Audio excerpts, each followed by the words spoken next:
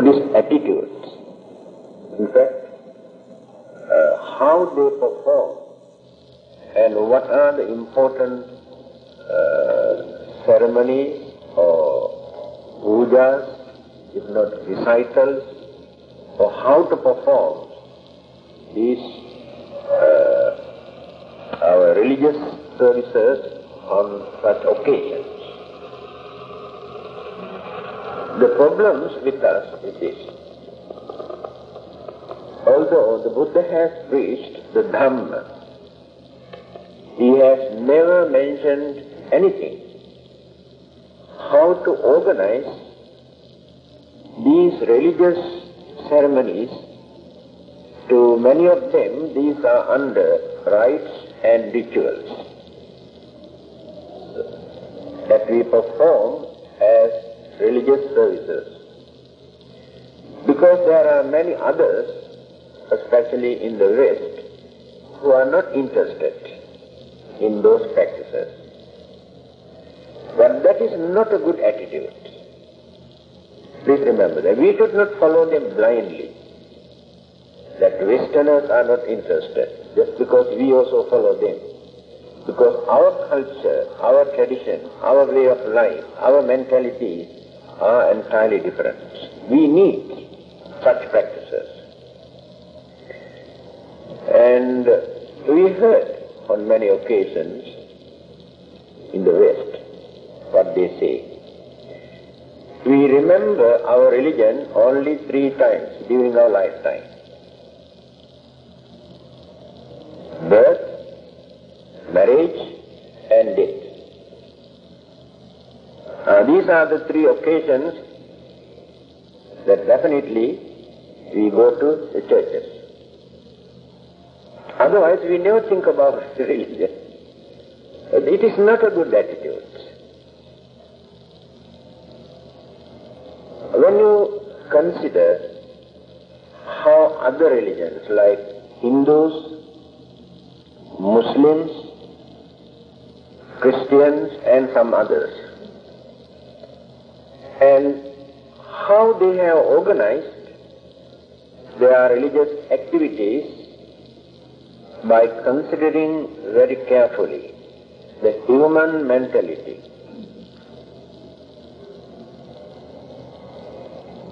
I can give a simple example.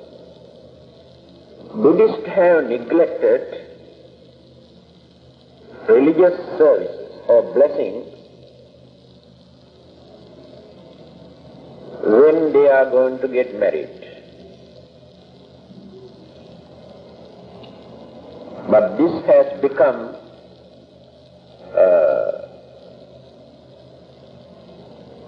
actually a big blow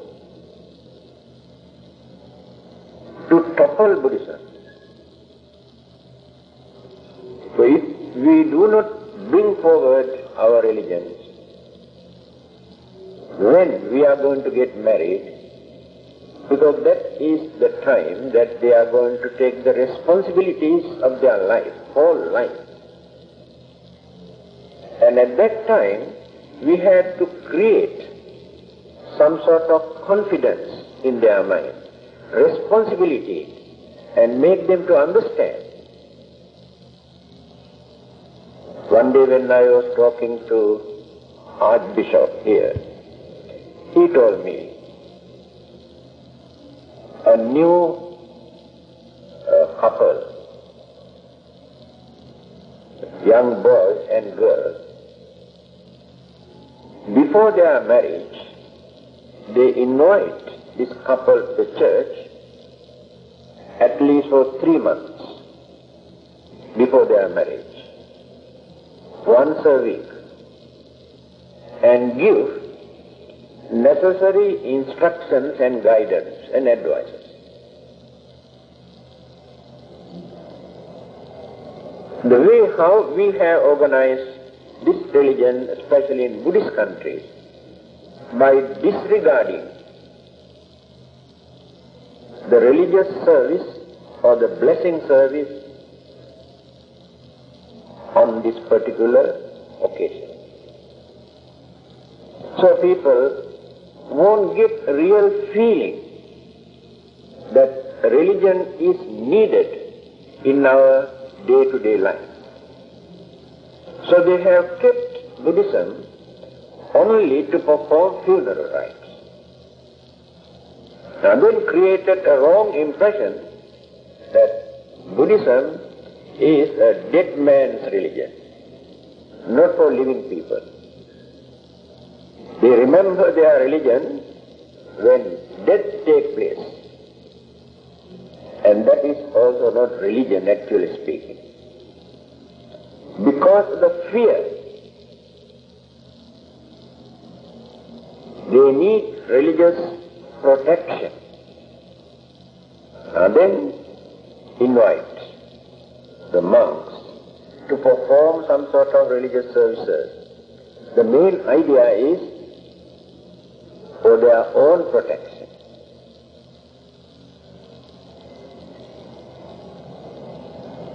Some others may think by performing certain religious services they also can support the help the departed persons to get rid of their sufferings. Now this is not a very healthy attitude.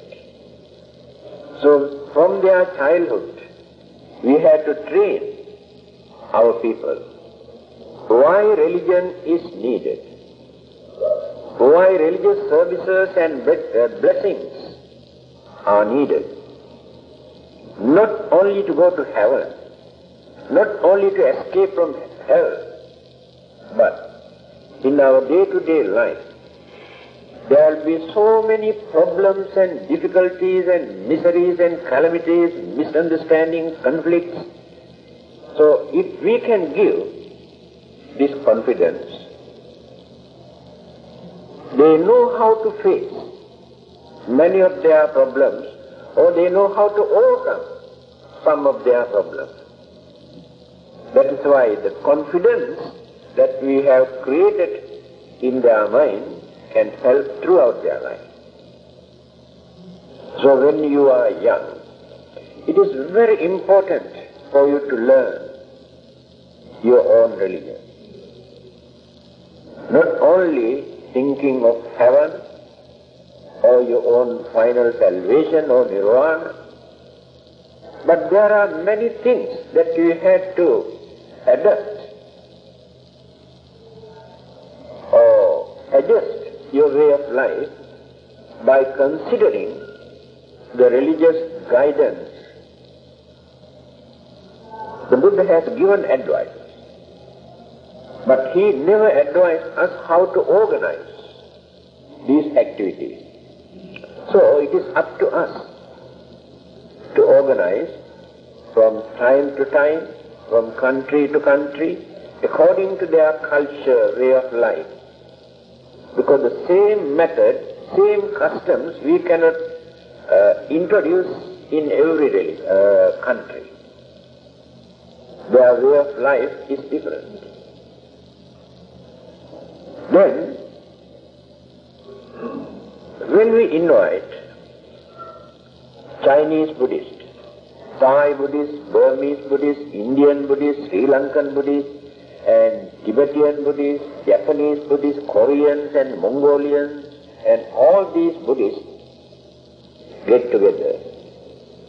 So if we ask them to perform one particular religious service, you can see how they perform. There you can see the differences.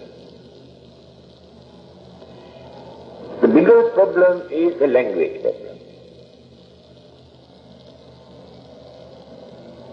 So when we meet different Buddhists from different countries, and we talk just like cock and bull, cannot exchange our ideas, cannot express our views, and cannot cooperate and harmonize how to organize all these common religious practices.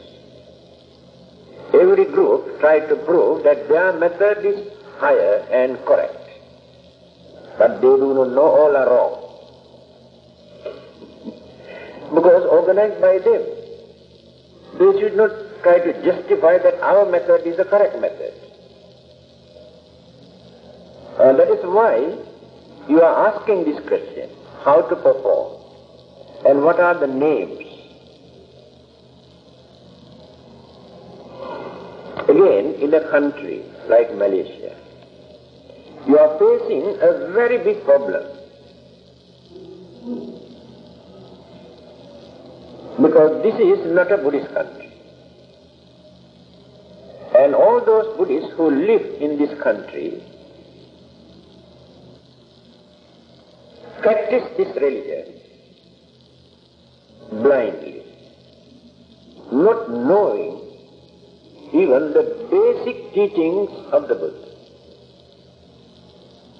They always listen to the public, but not to the Buddha. Because they come and tell us, people say like this, but there is nobody to say the Buddha says like this. It clearly shows their knowledge about the Dhamma or the teachings is very, very poor. If they have learned the Dhamma, there is nothing for them to say, people say like this. When people say something and you can understand whether they are right or wrong. So don't follow what people come and tell you, ask you to do this and believe this or that. That is why your knowledge is important. So here, you attend or you listen to various religious teachers and masters who come and explain Buddhism. And monks come from different countries, from Sri Lanka, Thailand, Burma, Japan, and Hong Kong, Taiwan, Tibet, Mongolia, and India. And you listen to all of them. After listening to all those people, what will happen? You create more confusion. And now you do not know which method is correct. Because they have their own different method and belief and tradition. So when we talk about the Buddha's teaching, we should not cling or we should not develop attachment towards those traditional belief and practices without analyzing, without understanding, thinking that they are more powerful than the others. This is the problem. In the name of this religion, different Buddhist group, in the name of Buddhism, they preached and introduced entirely different views and ideas and beliefs which we cannot find in the Buddha's teaching. That is why it is necessary for you to learn the Buddha's teaching first, then you can understand. So your knowledge, your understanding is very vague. You are ready to listen to anybody who come and talk about Buddhism. Now let us find out. The first item, full moon and new moon. I think I have explained the significance or the religious significance of full moon and new moon. And I have written in my book what Buddhists believe, few pages. Then you can understand. Why do we celebrate? And why do we observe certain religious precepts or principles? And why do we pay more attention towards religion on full moon and new moon days. So what is the religious significance?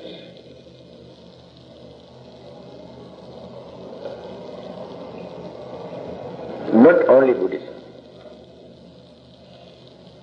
Muslims also depend on moon to organize their fasting and breaking their fast. Depend on moon. There is something related to religion.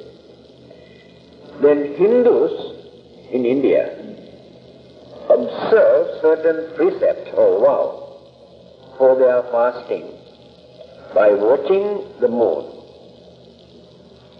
On full moon day, they take full diet.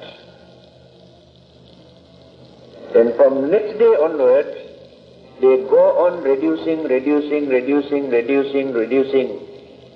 the amount of food up to next new moon day.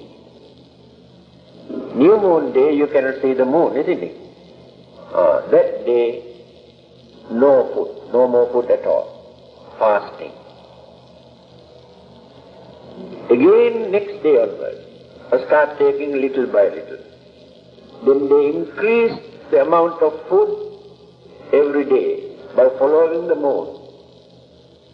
And next full moon day, they take full diet. This is called Chandrayana Vrata. Chandra means moon. Many people practice this. It's very good for health also. Those who want to reduce their weight, also very good. You try and see. And full moon will be, I think, another 2 days' time, isn't it? That day you can take full diet. Full diet you can take, but not at night time. Don't take full diet at night time. Very bad for the health. Then, Buddhist. We know only one thing. The Buddha was born on a full moon day.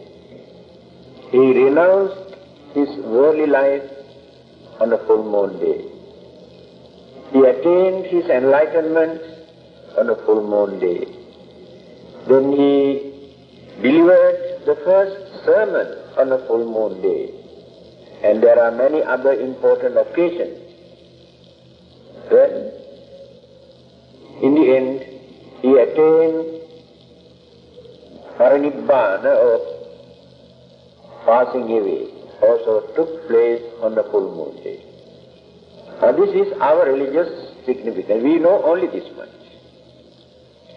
But we do not know why all these occurrences have taken place on full moon day. That we do not know.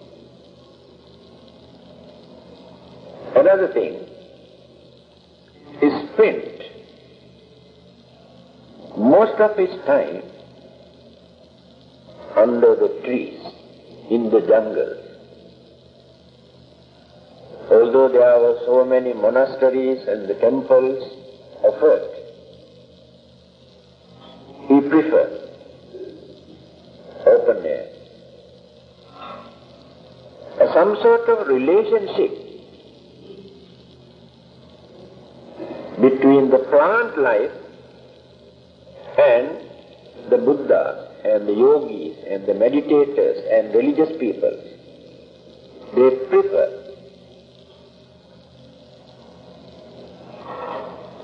that way of life. And we also believe that we can influence the plant life. Scientifically they have proven already, yes, we can influence the plant life. But we know only that much. But we do not know how the plant life can influence us.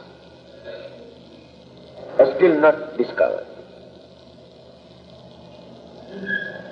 So the Buddha was sitting under the Bodhi tree. So when he was meditating under that tree, on full moon day, he gained his enlightenment.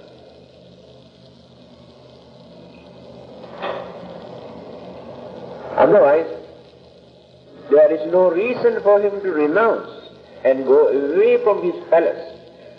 He knew, while staying in his palace, he won't gain his enlightenment.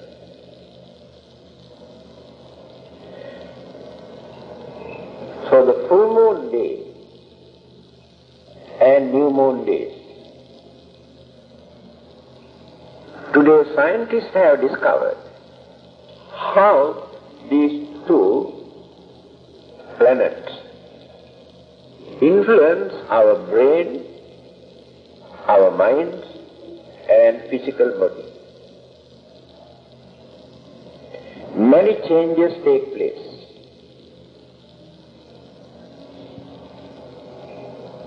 Especially on full moon day. Brain cells, fluid in the brain, is stirred. That is why some people talk rubbish on full moon day. For that sickness is lunatic problem. A lunam is moon. How moon can influence the human brain? It is not the mind. Moon cannot influence the mind. It can influence the brain. And then the changes take place in the mind because of this. Then some people say on full moon day, young people naturally experience some sort of romantic ideas. I do not know whether it is true or not, because I am not young, I cannot say. I have learned this recently. When I was young, I did not study this. Therefore, I cannot prove whether it is true or not. Romantic ideas. Then, those who have developed their mind, and that developed mind can gain more realizations and understanding and wisdom if they have diverted their mind towards that particular line. Now the Buddha was practicing and developing and cultivating his mind for 6 years, within that lifetime. Earlier also he has done this. That is how on full moon day he could manage to reach the final goal. He got his wisdom on full moon day. Another reason, in Buddhist countries, full moon and new moon days are declared as public holidays.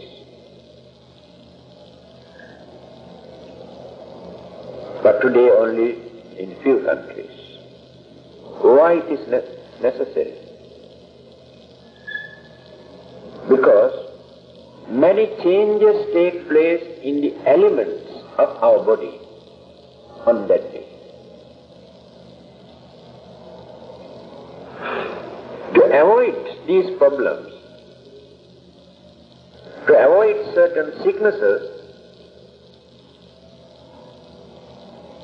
people have decided to concentrate more on religion without creating excitement, without harboring jealousy, anger or evil thought in the mind, without worrying about their business or work or family problems. Try to keep away from all these problems at least for 24 hours and have free mind. Relax.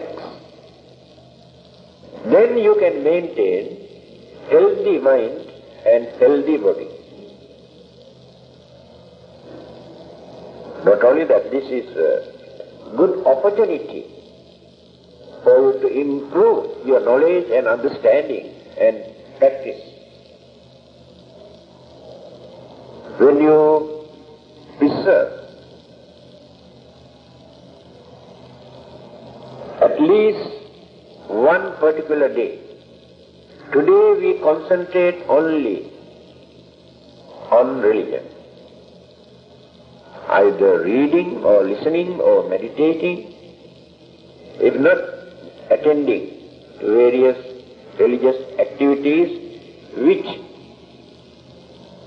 never create excitement or fear in our mind. So the way how we organize certain religious activities on full moon day is not advisable, not reasonable, because we create more excitement. So that day is important for us to calm our mind, but not to disturb the mind. So the meditation or reading some religious book is not diverting our mind towards certain things which do not disturb the mind. This is the way how they have used their way of life and how they organize religious activities on full moon and new moon days. One reason for our protection. Another reason to maintain healthy life. Another reason to cultivate our mind, to maintain some sort of purity in our mind, at least for 24 hours. So by considering all these things, the Buddha has introduced the monks and the devotees to remember there are religious principles, repeat, and the usual customs amongst the monks on full moon and new moon days. They meet and recite their precept, remind, and the lay devotees observe 8 precepts. Then they can remember these are the precepts. These are the principles for us to uphold, to lead the religious life. By doing so, they can cultivate their mind, their way of life. But today, we organize more celebrations to influence people.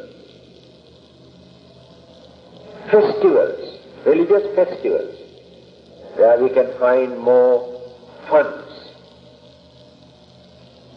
just to please others. And those who assemble to attend such religious functions are not religious-minded people. They just come and see the fun.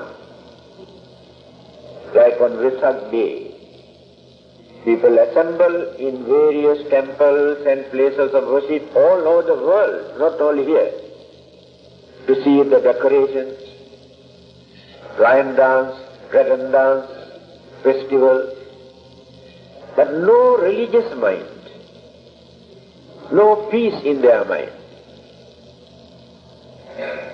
But we organize all these things to influence people, to bring more and more people. Anyway, if we ask on one Vesak day, from morning up to next day morning, here in this temple, only meditation, no other activities, you can see how many people come and attend. And Vesak Day night, I think not less than 40 to 50,000 people. But if we announce this, the next full moon day, Vesak full moon day, only meditation, I don't think even 100 people will turn up. Now this is the nature of human mind. So we try to provide certain things which people are needed to satisfy them. Not only that. And next day, when we open the charity box, and the collection is very good. Now we say, Buddhism is progressing very well. By considering in terms of dollars, in every temple, in every church, every place of worship, first item is the charity box. But how many people try to find out that on that particular day, a holy day, how many people have promised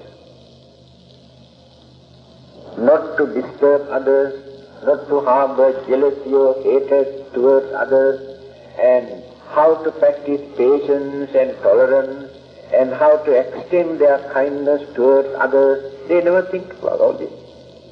In terms of dollars, number of people who assemble. This is the way how we measure the religious development today in every religion, not only in Buddhism. In worldly way, but full moon and new moon days, for us to think about the spiritual development, peace of mind.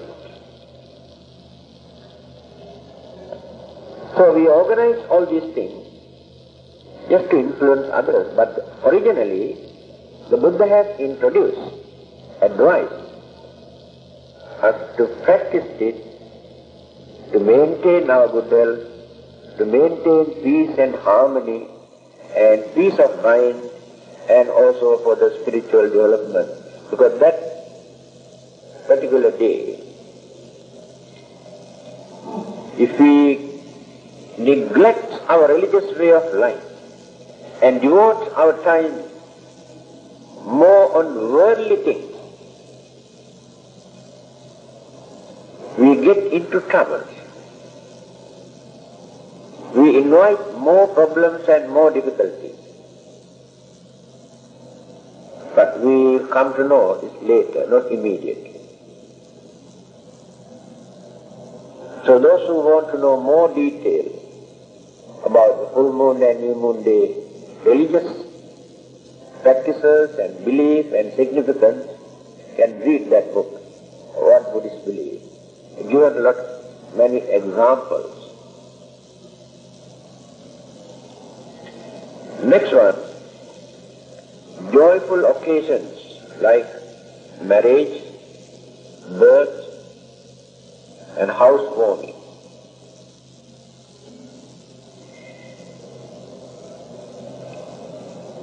Usually we conduct only blessing service. To create some confidence in their mind that they get the blessing for their protection, for their peaceful life and prosperity, only this much. But that occasion, marriage, is more important for this young couple to understand, to determine, to strengthen their mind, to carry on their married life, although they had to come across, had to face so many problems and difficulties and misunderstandings. These things are natural.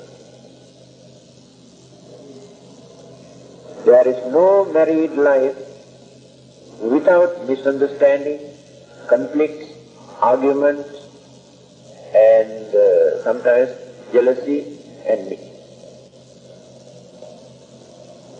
Almost every day in certain houses.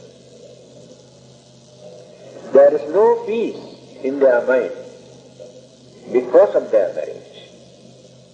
That means they have not learned how to handle their married life. That is why they had to face so many problems. If they have learned, these things earlier, then they know how to adapt themselves, how to tolerate certain things, not everything, certain things, and how to avoid certain problems, and how to face certain problems, because they are natural. Certain problems are natural. Therefore they must have courage to face them without grumbling or accusing.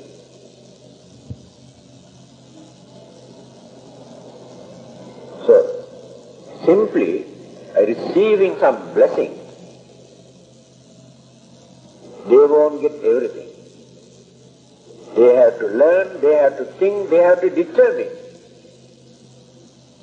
In spite of various problems and misunderstandings, we had to carry on this life. This is not temporary. A wife who was very angry with her husband used to scold that poor man, just as Socrates. You know that. This lady started scolding him. You are stupid, you are idiot, you are useless, you have no brain. Then that man told her, actually I knew that. If I am not stupid, do you think that I marry you? So it clearly shows I am stupid. Settle the problem. And she also stopped scolding. This is the technique. So Socrates, his wife was a very hot-tempered lady. Every day he gets scolding from her wife. But he had wonderful patience and tolerance. When wife started to scold him, he listened very carefully, attentively. When she stopped her scolding, then he said, oh, today I noticed your way of talking without making any grammatical mistake, emphasizing certain words and terms, and the way how you express your views are very clear. I think you are improving.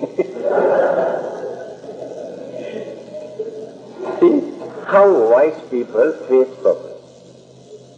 Do you think you cannot adopt this? You can, because you never learn. So one day, one of his friends visited him. That day he was not very jovial, just keeping quiet. Then he asked, why you are very quiet today? He said, yes, I am not very happy today. Why? Because my wife did not scold me today. Every time when she scolds me, I take the opportunity to practice patience. Today I missed that. A monk who went to Tibet from India to introduce Buddhism, his name was Deepankara Sri Jnana. And he has taken a cook also from India. And that man was a real stupid man. So when he asked him to do something, he does something else. He cannot understand things properly. So one day, some of his friends in Tibet told him, why do you want to keep this man? Send him back. And this monk told him, no. Every time when he makes mistake, I take that opportunity to practice my patience. If I send him back, I miss that. See how great people take things and face problems. Any bad thing in this world, we can concentrate according to our understanding and can avoid the bad effect of this, or the reactions of this attitude, if you know how to concentrate. Think. So without grumbling, without creating further troubles and misunderstanding and enmity, we can overcome many of our problems. So when you read that book, Happy Married Life, you get some advices. So blessing is important just to create some confidence at that time.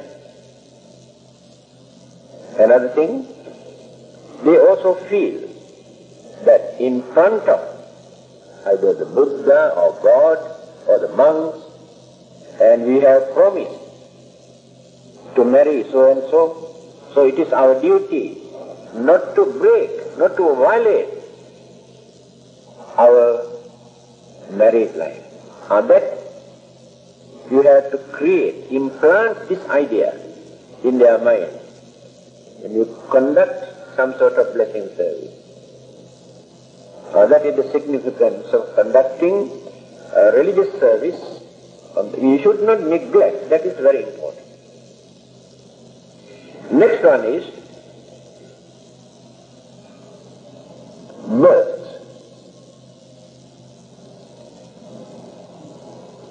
When the Buddha was born, his father, King Suddhodana, invited certain Brahmins, they are religious teachers in India, invited the palace. And you know the story.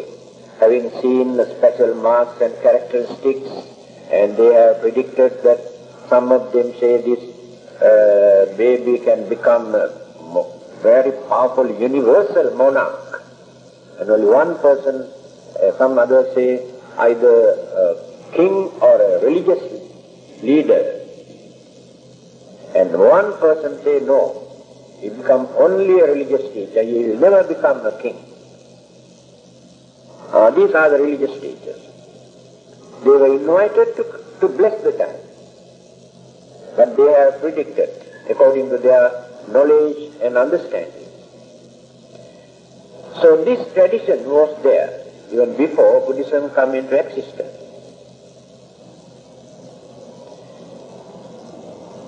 Today we conduct some sort of blessing service 1 month after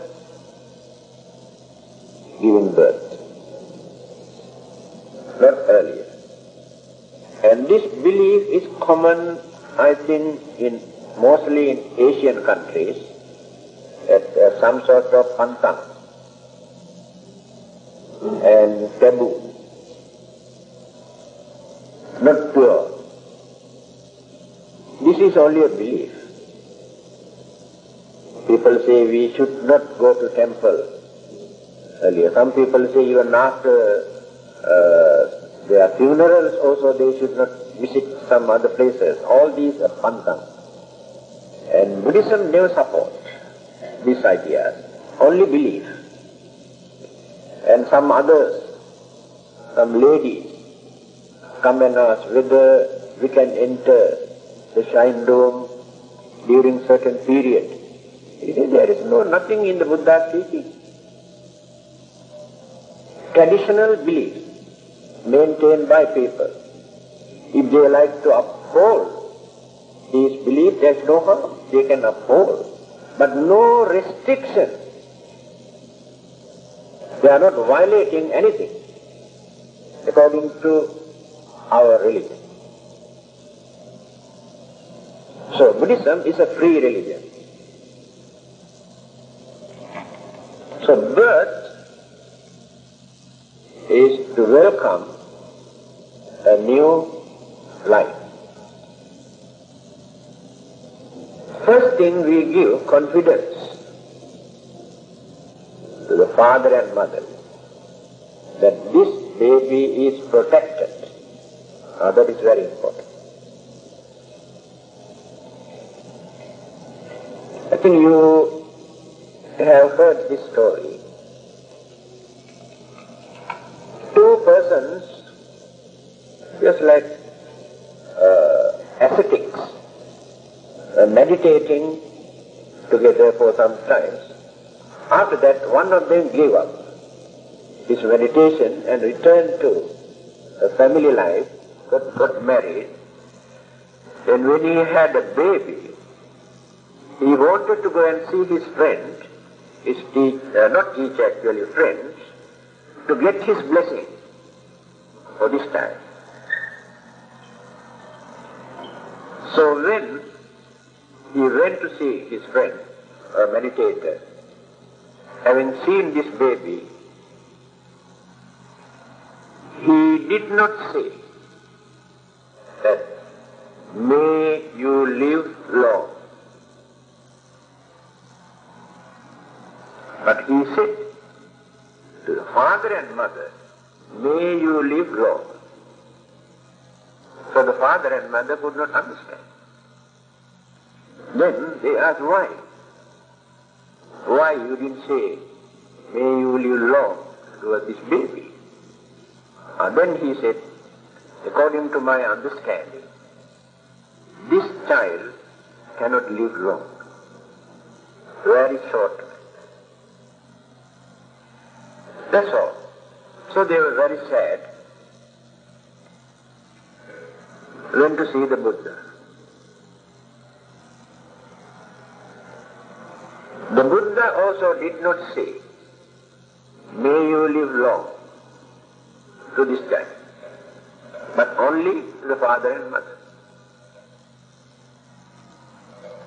Now they were thinking what to do. Then asked his advice. Then the Buddha said, "This child is influenced by certain evil forces. If these evil forces influence further and further, this child will last long, cannot live long." Then they asked, "Is there any solution to get rid of this?" Then the Buddha said, "Right." He advised a group of monks to visit this house for 1 week. That is the beginning of all-night chanting. First time. To go and do some blessings and chanting for 1 week. In the last day, the Buddha also visited and blessed the child. And that day, he said, "May you live long," because evil influence are no more there. Can understand why blessing is important for a newborn baby. Now the reason is, we experience certain influences due to planetary system and certain invisible living beings. We regard them as spirits and this and that, all sort of names. They also influence our life, and various planets also influence our life. These are external. Beside these external disturbances, we also experience our own karmic effects and disturbances. Certain bad deeds that we have done during our previous birth or one of our previous births. If that particular bad karma is a very strong one, it is impossible for anyone to change. But there are certain bad karmas which are not very strong, can be overcome through the influence of certain new, fresh, good karmas. This is the way how to overcome even our own karmic defects, by doing more and more good karmas. But here, for 1 week, this father and mother attended to these monks and listening to the chanting and develop their devotion, confidence, and they have accumulated so much merits. And the monks also did their chanting by cultivating their compassion towards this time. So the power of these virtues and the kindness and compassion of the monk and the power of the words they recited as chanting, the sound vibration also dispelled certain evil forces. And again, the power of the merits the father and mother accrued for 1 week. All these forces have become very dynamic force to couple the external evil influence. Now then, when the Buddha said, may you live long, they asked, how long? Then he said, 120 years. Now, because he had, according to his own karma, the maximum lifespan 120 years. And all the other good karmas supported him to live 120 years. Otherwise, halfway, that productive karma which conditions or produce this life may collapse. So we need some supportive karma. That is why it is necessary for us to do some meritorious deeds whenever chances are there. The example is given in Dhammananda by the Buddha. Udabindu nipatena udakumbopi purati. The water drips drop by drop into a pot. But after few hours or few days you can see the big pot is completely full of water. So in the same manner, whenever there is a little bit of chance, don't think this is a very minor thing. Do some sort of good deeds. So every day you can go on accumulating. Later, all these karmic forces that you have accumulated become very dynamic force to support your life, to maintain your way of life, your good health, and various worldly things. Worldly karmas provide worldly support. So the blessing is very important, so don't forget this. Next one, sickness. Why is it necessary to do some blessings when somebody is sick? That is very important. So when we perform some religious service in front of this person, that person gets some hopes and confidence and can maintain some sort of peace in his mind. And he also believes by the virtues of this religious service, may I get the chance to get rid of my sickness or my problem. That confidence is very important. So when we talk to a sick person, although that person is very serious, we must never show him, indicate him, never tell him that he is serious. Just like doctors. Doctors always say, doctor, what do you think about my sickness? Don't worry, it will be all right. That's all.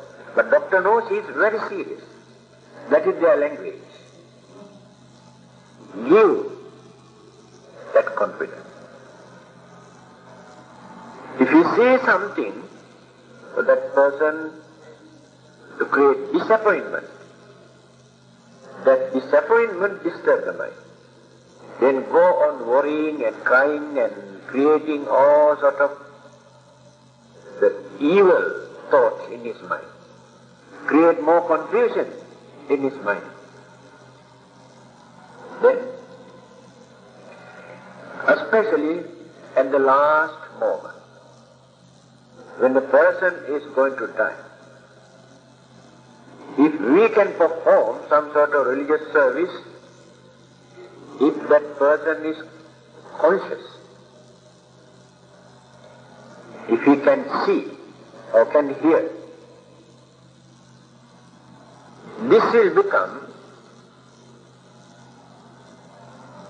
immediate karmic force which he implants in the mind and can remain up to the last moment.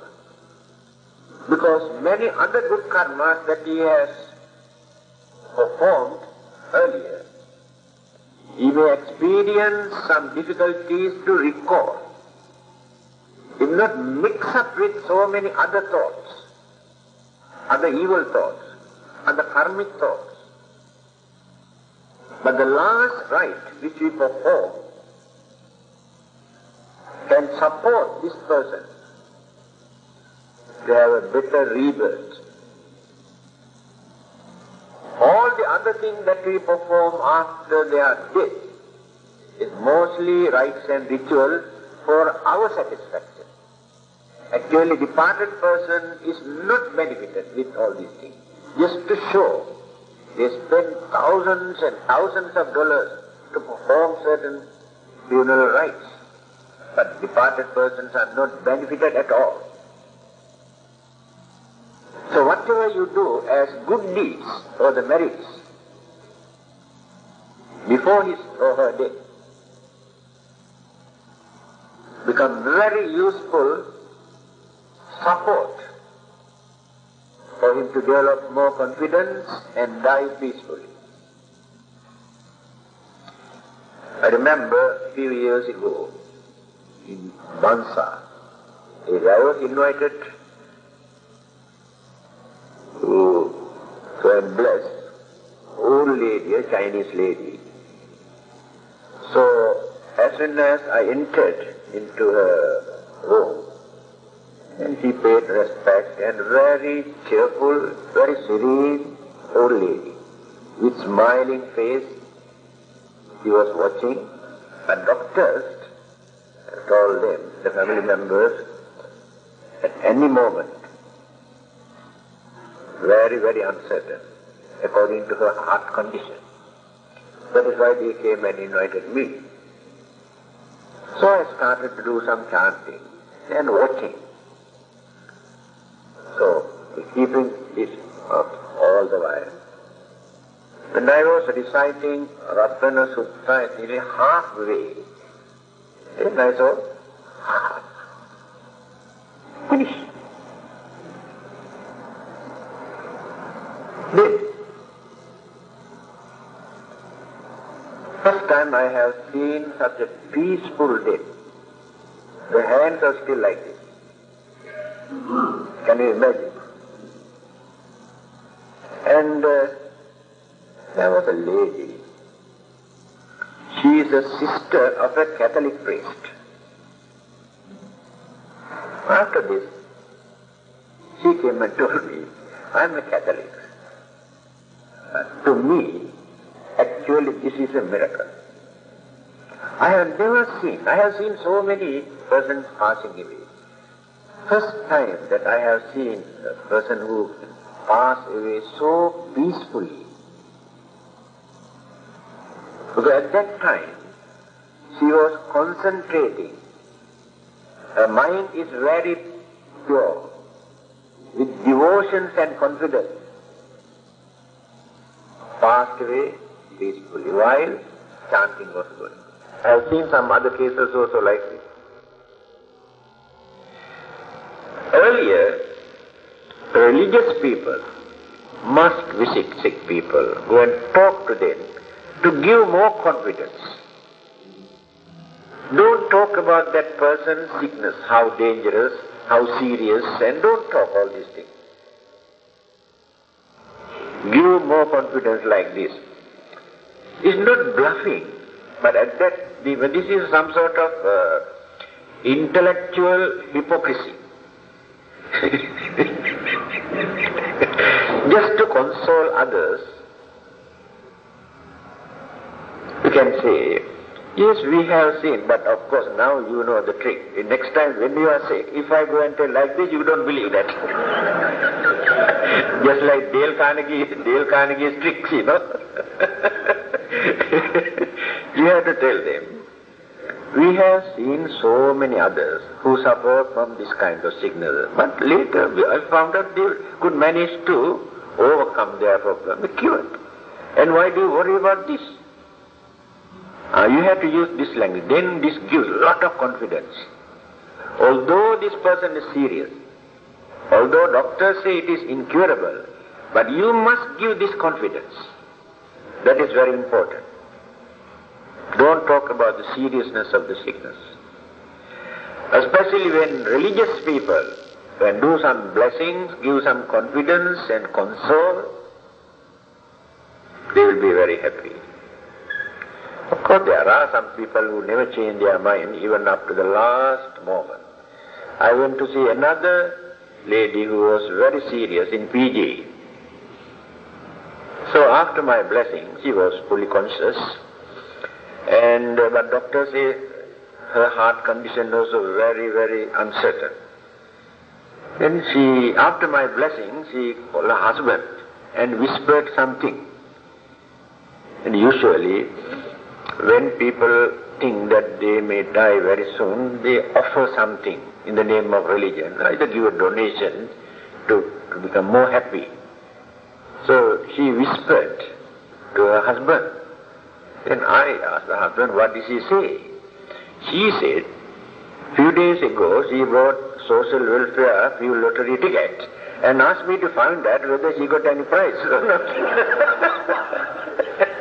She is dying here, but can you imagine the mentality here? So we should not develop this kind of craving up to the last moment. This is a real foolishness actually, you know. So the blessing service is very important for sick people for various purposes, especially for rebirth, to develop more confidence and hopes. Next one, funerals. Just now I told you, so many performances, rites and rituals we perform according to our traditions. In different countries, they have different methods. But the Chinese have more because of their ancient civilization, their culture, the accumulations of so many traditions and customs and beliefs, so very rich. But some are very primitive. Primitive man's way of thinking, some of them. Therefore time has come for you to give up. For many others laugh at you. Please remember this. Other religions. And poor Buddhism get the blame because of you. They say, look at those Buddhists, what they do, how they waste money, how they burn all these things. Why can't they use these things to feed poor people who suffer, sick people? So you want to follow this type of Buddhism? Poison the minds of young people. Time has come for you to get rid of these things. Again, certain valuable things that you dump into the coffin, clothing and jewelry and valuable things, thinking that the departed person can get in the next world. Just you are sending by registered postage. After this, either burial or cremation, utter wastage. Why can't you donate all these things to poor people in the name of your departed one? And you also get the merits, and the departed person also get the merit. But in other countries they don't do this kind of thing. That's why I told you there are many things utter wastage. And the religious service is important for two purposes. First thing, for all their family members. At that time, they have a terrible fear in their mind. So many things are pantang to them at that time. Cannot do this, cannot eat this, cannot, so many restrictions because of fear. And those who have no such fear never follow these things. They go as usual. But they do their duty. When we perform some religious service in that house, this religious service gives confidence. And they feel that they are protected. Either evil forces or devils or ghosts or these departed persons cannot disturb now. They are saved. That is the psychological effect. If there is no such religious service, they feel we are in danger. The evil spirit may come and attack us, or the departed person may come and disturb us. So if we perform this kind of religious service, we are safe. That is very important. Without performing some sort of religious service, it is very difficult for people to get rid of this fear. Another reason, they are in a very bad situation. Sadness, worries, uncertainties, their grievances, lamenting, worrying and crying. Therefore they need some support, external support at that time, to wipe out their worries and grievances and fear. So the religious service gives this confidence and strengthen their mind, come back to their normal way of thinking, to understand things. Then give some quotations uttered by the Buddha. Just now I mentioned about sickness and the advice given by the Buddha are very meaningful. When you visit some sick people, you can give this saying. Don't say people say like this. Say Buddha says like this. So what did he say? Very old couple, husband and wife, who lived more than 50 to 60 years, who lived a very peaceful married life, never had any problem.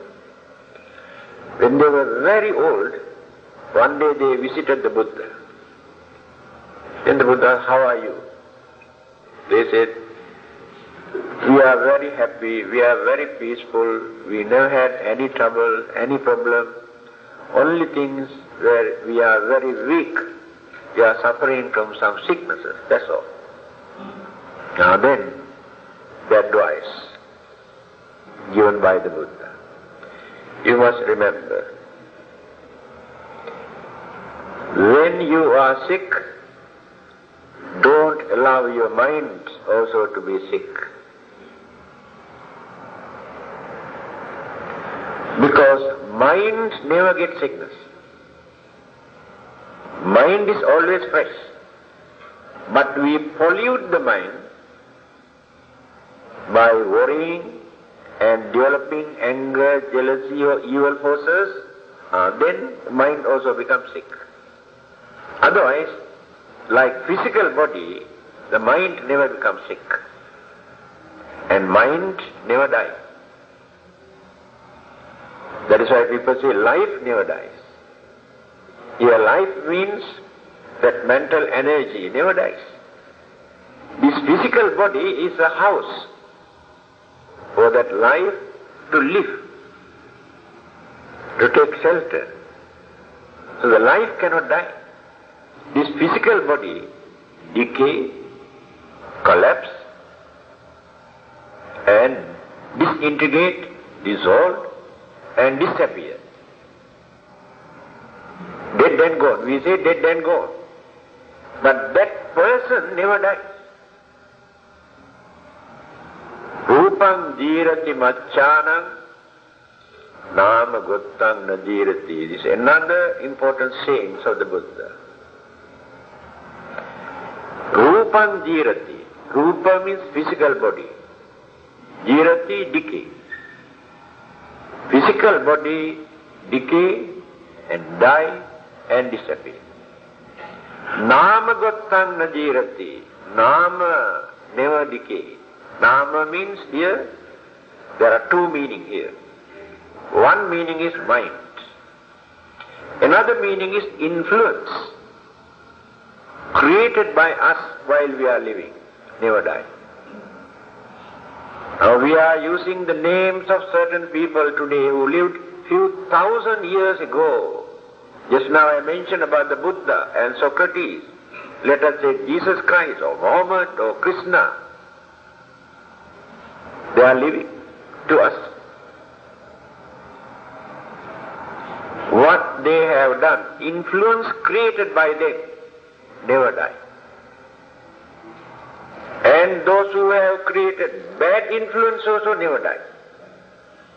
Devadatta, who lived in the Buddha's time, every time we mention his name, he also never died. The bad influence created by him.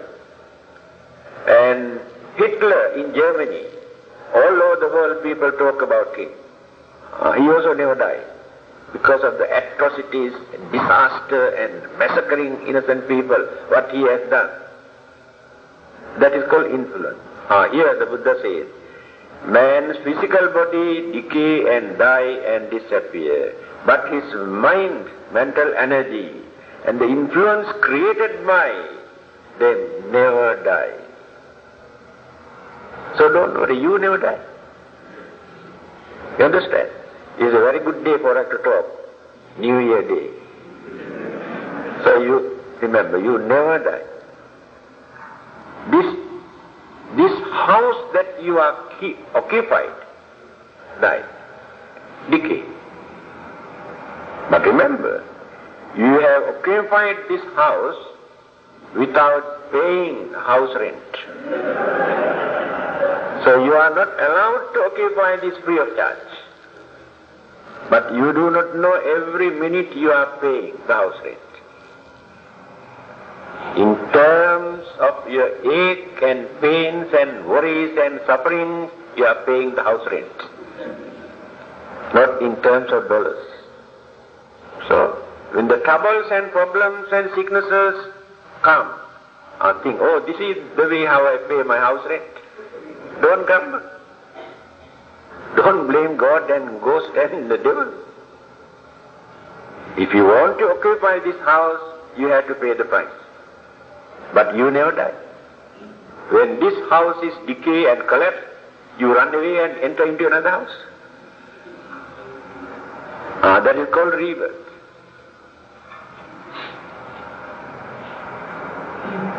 So, remember these two advices given by the Buddha. When you are sick, don't worry about your sickness. When I had a very serious heart attack, 3-4 doctors say no hope at all, and strictly prohibited to talk, cannot talk, but I can talk. I had full confidence, although doctors have given up hope, I had full confidence. When I was talking, doctors come and tell me, we ask you not to talk. Then I say, doctor, if I can talk, what harm is there? I can talk. The confidence. I had that confidence. Don't give up confidence. Don't go on thinking I may die, what to do. Matila. Then your sickness also aggravates. The mind is dynamic, energetic, strong. This strong mental energy maintain more vibration to get rid of certain physical problems. Remember that. When you are sick, don't allow your mind. Be cheerful. Maintain cheerfulness when you are sick. Don't show your sour face when you are sick. The other thing is, life never dies. Only physical body dies. Life means mental energy. As long as we maintain certain ingredients in our mind, that mind never dies. So we never die. So we can give all these confidence to get rid of their worries and miseries and many other things by conducting this religious service during a funeral church. On the other hand,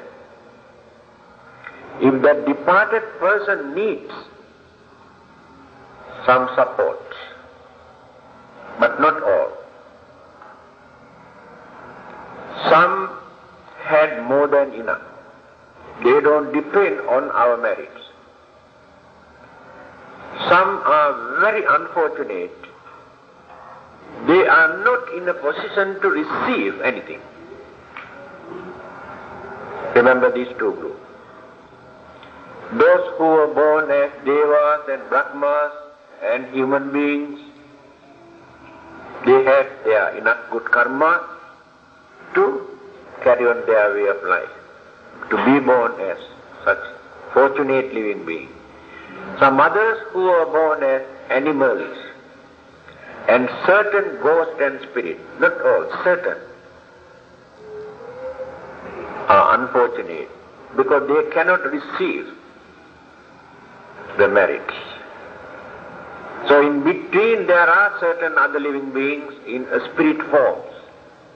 They are the ones who are waiting to receive the merits and the support. That is why we perform our duties. If they need, they will be benefited. If not, we have not wasted anything. We are benefited because we have done some good deeds. But simply by burning all those things, you waste your money, no one is benefited. Only those who do business will be benefited, can make more money. So I think enough. Only one question today, but there are 3 items. Full moon, new moon, and joyful occasion like marriage, birth and housewarming, and sickness and funeral significance. So next Friday,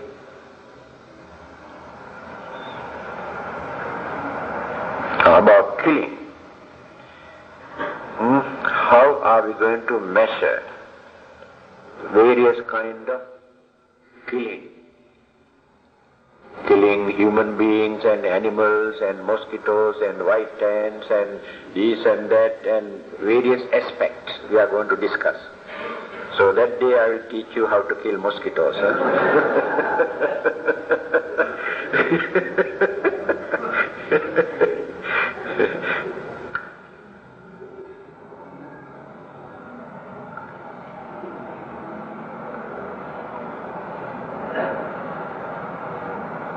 Any announcement?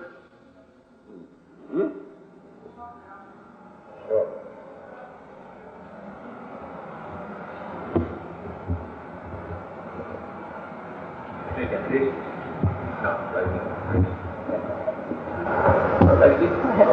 I thought I want to go down.